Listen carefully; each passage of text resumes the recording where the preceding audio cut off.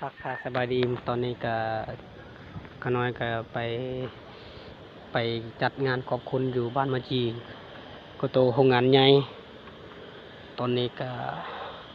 ไปเบิ่งไปเยี่ยมยามพี่น้องผู้ที่เจ็บไข้ไอป่วยในเรือนนั่นแล้วเพราะว่ามันก็เรือนเพิ่นมันธรรมดาเด้ทีนี้เห็นบ่พี่น้องนี่เรือนเพิ่นเพราะว่าพระเจ้าสัญญาไว้สัญญาแล้วในคำพระคัมภีร์เนาะบ่ว่าคนทั้งบ่ว่าคนรวยยากจนก็ต้องตายเช่นกันนั่นแหล้วสำนี้เนาะเพราะว่าเพิ่นก็ได้รับเสื้อพระเจ้าอยู่ที่นี้ก็ขน้อยก็บ่ฮู้เฒ่าหรือนมปอยังบ่ฮู้หรือเด็กน้อยหรือผู้หญิงผู้ชายหรือยังบ่ฮู้เนาะเพราะว่า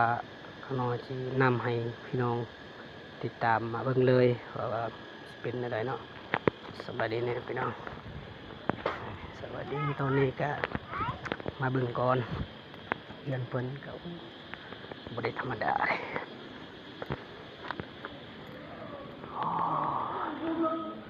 สบายดีเลยพี่น้อง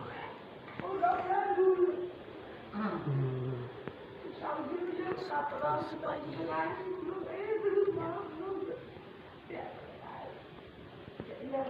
สวัสดีพี่น้อง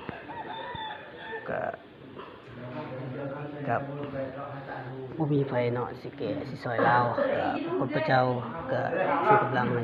พระเจ้าอวยพรเพิ่งก็หลายๆคนก็มาอธิษฐานเพื่อมาบางมือพระเจ้าฮาเลลูยา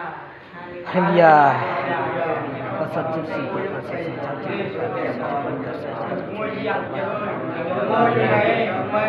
nhớ nhà chùa nhớ nhà vô mà em mà dạ này ở dạ mà vẫn nhớ dân thực sự chùa cặp vô sẽ lại tăng tổ trả chân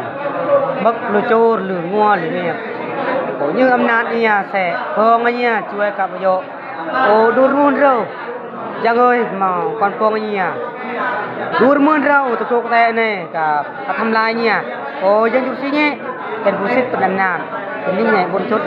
ในโลกนี้ก็สูญเสียหายไปซะในโลกนี้ก็ประสมบูรณ์ในโลกนี้มันบ่มาทานเพราะว่าในเมืองปากคัมภีร์นั้นได้บอกกล่าวว่าแล้วเพราะว่ามันยิ่งใหญ่ก็ยิ่งดีก็ให้ทุกคนได้เชื่อได้วางใจในจิตใจของพระองค์และพระองค์จึงหาซ่าในเยี่ยมญาณ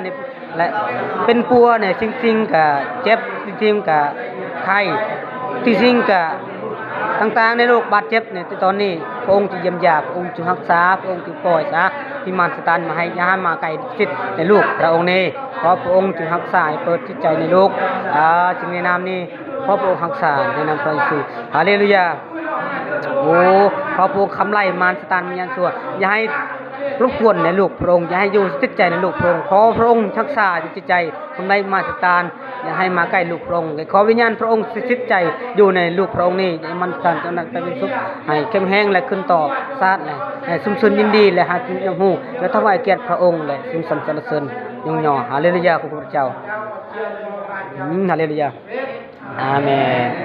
ขอบพระเจ้าตอนนี้กับพี่น้องกับเพิ่นสันเพิ่นกับปานธรรมดาได้พี่น้องกับสบายดีอาจารย์จะสบายดีเนาะทุกคนเด้อพี่น้องเด้ออธิษฐานเผื่อเด้อพี่น้องก็